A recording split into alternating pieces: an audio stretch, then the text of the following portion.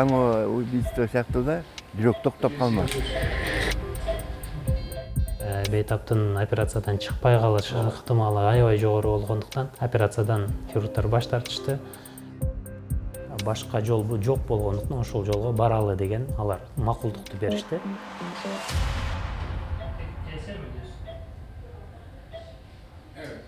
2010 биринчи операция болгондо жүрөктү алып чыкканда 20 мүнөт убакыт берилген да кардиохирургдарга, чтобы алар баягы жүрөктү алып чыкканда ошол жака жана клапанды коюп, механический клапанды. Ошол маалда жанагы клиническая смерть деп коет экен. Операция негизи 8 саат болгон. Азыркы методдор жок эле да. Ошонун арасында 13 жыл өттү. Ал Бейтапты мен кабыл алып караганымда 2010 жылы артальный клапаны өзгөргөн экен. Ал клапан тыгылып калбасын деп кан суюлта турган варфарин деген дарыны ичип жүргөн. Дозасын жакшы карай албай клапан тромб уюп тыгылып калыптыр. Анан бизге келгенде дагы биз эхокардиография менен текшерип көрсөк, эхокардиографиясында чындап эле клапан жакшы иштебей, капкакчалар ачылбай, кан жүрөктөн жакшы айлана албай жаткан экен. Мындай бир эме боло баштады да. Мындай бир алсыздык, мындай секший баштадым да, чөтө не то. Анан эмеге бардым, кайра да ошол биринчи жасаган жерге. Кайра ачыш керек дегенде эле мен сразу эмете баштадым да. Бизде кепилдик жок дедим. Ачып, жана тромбту алып салыш оңой эле. Бирок бизде муну аяк жагы аябай татаал деди да. Ушундай стресс болду мен, чынын айтканда. Дүйнөлүк практикада ушундай клапандар тромб болуп калган учурда эгер 1 сантиметрге чейин болсо, анда кан суюлта турган менен суюлтай бергиле деген рекомендация бар. Бирок бул бейтапта тромбтун чоңдугу 2 сантиметр квадрат болчу, узундугу 17 мм болчу. Европанын дагы, Американын дагы рекомендациялары боюнча, эгер 1 сантиметр квадраттан чоңураак тромб болсо, операцияга бергиле деген сунуш бар. Эмне дегенде, канчалык тромб чоңойгон сайын канды суюлта турган тромболитический терапия деп коебуз, аябай катуу канды суюлтуу терапиясы. Аны берген учурда тромб толук эрие эле ордунан жылып учуп кетет. Дамир Осмонов кардиолог, аритмолог экен, ошого кирдик. Карап туруп эле айтты да, муну срочно жасаш керек, албайын. Где вот артальный клапанда жүрөк канды урган сайын тромб туруп калып, вот не дает да вот так вот. Эми ол токтоп калышы мүмкүн деп. Коркунуч бар болчу, ал учуп кетсе эң көп бара турган жери бул мээ. Мээге андай чоңдукта тромб барса, аябай чоң инсульт болуп, бейтаптын жүрөгүн айыктырган менен мээсинен жоготуп ала турган риск. Биз бейтабыбызга түшүндүрүп, мээ жакты эки жагын тең фильтрлер менен коргойлу.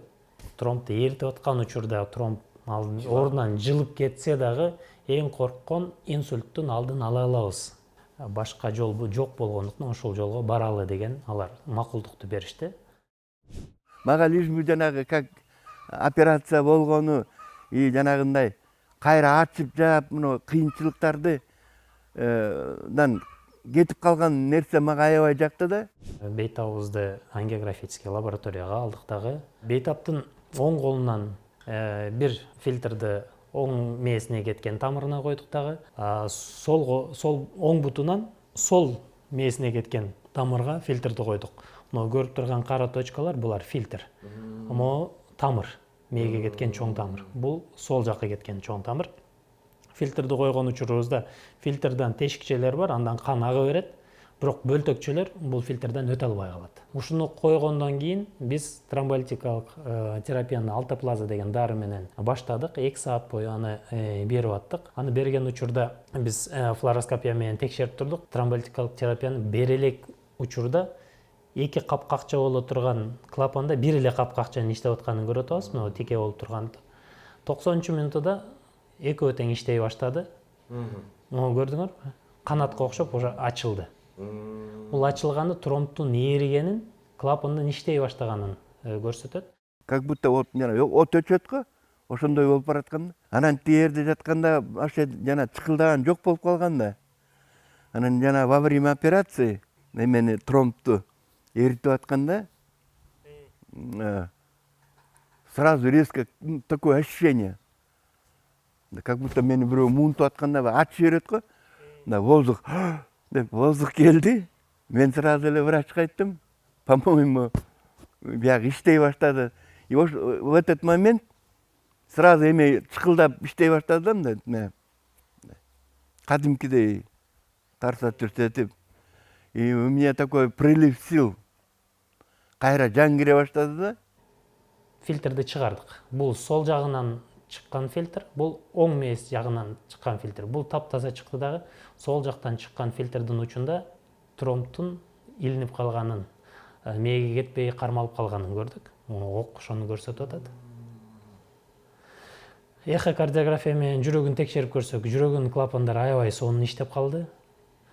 Эртеси күнү анан через пищеводный эхокардиограммада жана башында көрсөтпөдүм, курутка окшогон нерсе турат эле. Ал нерсенин жок экенин көрдүк да. Клапан таптаза, аорта таптаза, клапан нормально иштеп атканын көрдүк. Жана ошо жаңы метод деп атканы биринчи жолу я первый оказался. Мындай удачно өздөштүрүлүп кетти да. Ушул ыкма менен биз дүйнөдө бул тромболитикалык терапияны берип жаткан учурда мээнин эки жагын коргоо методун биринчи жолу бирге колдондук. Буга чейин фильтрди канды суюлтуп аткан учурда колдонулбаган негизги себеби фильтр колдонулуп аткан кан суюлтуп аткан учурда кандайдыр бир кошумча ыкмадан бардык врачтар тартынышат. Эмне дегенде кан аябай суюк болгондугу үчүн бейтап канап кетиши мүмкүн, кан жоготуудан жоготулушу мүмкүн.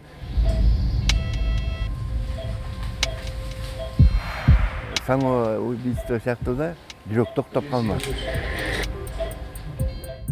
Бейтаптын операциядан чыкпай калыш ыктымалы аябай жогору болгондуктан операциядан хирургдар баш тартышты. Башка жол жок болгондуктан ошол жолго баралы деген алар макулдукту беришти.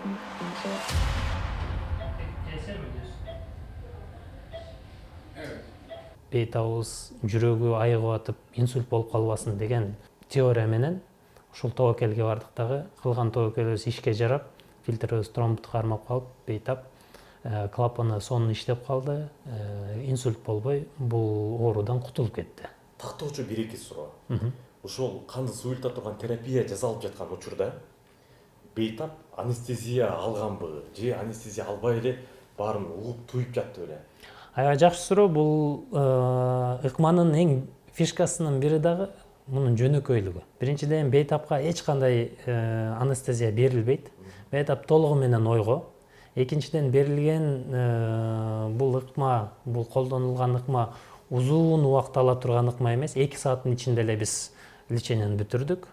Бейтап ошол 2 сааттын ичинде толугу менен биз менен сүйлөшүп жатты. Эмне дегенде бунун негизги максаты биз канды, уюп калган канды эритип атып инсульттан коркуп атпайбызбы? Инсульттун белгилеринин бири бейтаптын сүйлөй албай калышы, ориентациясынын бузулушу, контагын, акыл эсин текшергенге толугу менен мүмкүнчүлүгүбүз бар. Ошол максатта биз бейтабыбызды уктаткан жокпуз. Багы тромб, который держал клапан, эрип кеткенде кетип клапан начал вот так вот. Я сразу врачка айттым, мындай жатканда, что-то уже башталды. По-моему, тромб эме кылды. Колу аркылуу барып, моюндагы тамырга коюлду. Күрөө тамырга. Күрөө тамырга. Оң күрөө тамырына биз оң колунан алып барып койдук. Сол күрөө тамырына болсо оң бутунан алып барып койдук. Клапандын үстүндө уюп калган тромбтун көлөмү 2 сантиметр болчу. Ал эми сол күрөө тамырынын ичиндеги чыпкадан чыккан тромбтун көлөмү 4 мм болчу. Калганы эрип кетти. Эми 4-5 мм тромб бул чоң тромб. Анда мээнин бир тамырын кысып калып, бейтапты сөзсүз түрдө инсультка алып бара турган бир коркунуч жаратмак. Кокус бейтап колдонулган ыкмага байланыштуу канап кетсе, эң чоң проблемалардын бири ошол болмок. Кансырап калса, эмнеден кан суюлта турган учурда бир ыкма колдонуу негизи бир аз коркунучтуу. Бирок буга окшогон чыпкаларды мен буга чейин деле колдонуп эле жүргөм. Кан суюлта турган убакта эмес, күрөө тамырга стенд коерду, биз чыпканды коебуз дагы анан стендти ачабыз. Эмнеден де стенд тагылып аткан учурда ал жактан учуп кеткен майлар, холестериндер барып чыпкага кармалып калсын депчи. Ошондуктан фильтрди коюу тажрыйбам мендики аз эмес болчу, көп эле болчу. Канды суюлта турган тактиканы мен 2006-2007 жылдан бери эле колдонуп келем. Ошондуктан экөөнү бириктирип коюу мен үчүн өтө оор болгон жок. Бирок литератураны издеп, мындай ыкма колдонулбаганын көрүп, бир тарабынан сүйүндүм, бир тарабынан корктум. Пландагандай, ой жүгүрткөндөй бардыгы кетсе, анда дүйнөдө биринчи жолу бул ыкма колдонуларын ошондо эле билдим эле. Градиенин 17-10 кадар гериледигини көрдүк. Эртеси күнү yapılan тийде tamamen тромбус olmadığını, eridiğini ve kapak fonksiyonlarının tamamen normal olduğunu gördük. Өзү жасалган ар бир ыкма эгер бир уникалдуулугу болсо, же болбосо элге чоң пайдасы болсо, пайдасы эмес зыяны дагы болсо, кандайдыр бир оң терс таасири болсо, муну кагазга төгүп, муну документтештирип, муну илимий макала жазып, канчалык деңгээли жогору журналга чыгаруу, бул ар бир дарыгердин каалоосу. Кээ бирлери буну жакшы кыла алат, кээ бирлери өтө жакшы лечение берет, бирок жаза албайт. Бирок коомчулукта, илимий чөйрөдө жазуу бардыгынан жогору турат. Эмнеден да ал тастыкталган ыкма, тастыкталган метод, тастыкталган тактика. Ким жасады, качан жасады, кайсыл жол менен жасады. Сөз менен айтканга эч ким ишенбейт, бирок жазуу турса, ал башка нерсе. Бир ай өтүшүн күттүм. Бир ай өттү, бир айдан кийин контролго келди, аябай жакшы эходан текшерип көрдүм, клапандар аябай сонун иштеп атат. Эч кандай инсульттун белгилери болгон жок. Анан бир ай өткөндөн кийин мен бейтаптын бардык данныйларын чогулта баштадым дагы. Эми туура келе турган журналды издей баштадым. Эми дүйнөдө биринчи жолу жасалган деп көп журналга жазса болот. Кичирээк журналдар буну аябай оңой эле кабыл алат. Бирок канчалык журналдын деңгээли төмөн болсо, ал ыкманын күчү дагы ошончолук төмөн болот. Мен ыкманын күчүнө ишенгеним үчүн, ыкманын кантип жасалган тактикасын толук жаза алышыма ишенгендигим үчүн мен жогорудан баштадым. Ошондуктан Европанын кардиология ассоциациясынын официальный журналы European Heart Journalга аны изилдедим дагы, ошого жараша жаздым. Мен бир ай жаздым бул макаланы. Бир ай жазып туруп жөнөттүм. Жөнөткөндөн кийин 3 айдан кийин жооп келди. 2 жюри аябай сонун экен, кабыл деди. Бир жюри маңызы аябай жакшы экен, бирок грамматикалык нерселерди оңдош керек деп кайра ревизияга мага жөнөттү. Экинчи жолу кайра келгенде аларды оңдоп туруп жөнөткөндө бул 3 жюриден тең өттү. Эми журналдын өзүнүн жюрилери болот. Бирөөсү сүрөтүн карайт, бирөөсү жазуусун карайт, бирөөсү форматын карайт, ошолордун эмесинен өтүш керек деп. Бир 7-8 башка мага жюрилердин айтымы, чечимин аткарып атып, 19 апрель күнү бул басылып чыкты. Бул басылып чыкканы дүйнөдө биринчи жолу бул ыкманын колдонулган эң чоң тастыгы. Мындай нерсе бир гана врачтын дарыгердик жагы эмес, илимий макала жазуу жагынан дагы мотивация аябай чоң берет. Мен 2010 жылдан 2012 жылга чейин аябай көп макала жазып, бүт ошол Европа, Американын чоң журналдарына басылып чыкты эле. Мен өзүмдүн дагы диссертациялык илимим, изилдөөм Англиянын Pace деген аритмиянын чоң журналына басылып чыгып, 2017 жылы Американын, 2018 жылы Европанын аритмология рекомендацияларына ссылка болуп кирген да. До этого өнөктөштөрүм бар да, жанында жаткандар. Алар багыштар ушун эме менен кетишти да, умерли они. Потому что аларга бүт жерден отказ кылган. Жанагындайчы, этого метода нету, вот как Дамирдикинде. А вот тияка барганда жарабыз, ачабыз, но кепилдик жок депчи. Клапаны алмашкан бейтаптын саны дүйнөдө аз эмес. Эмнеден де клапан экономикалык деңгээли өтө жогору болбогон өлкөлөрдө көбүнчө инфекцияга байланыштуу, ревматизмге байланыштуу ал клапан жаман болот да өзгөрүүгө, то есть операцияга барат.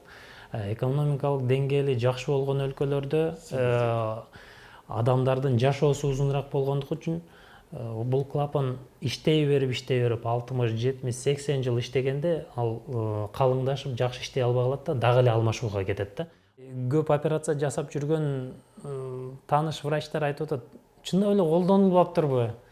Оңой эле нерсени ким неге колдонбоптур депчи. Бул эми уникальности ошо өтө татаал эместигинен, жөнөкөйлүгүндө.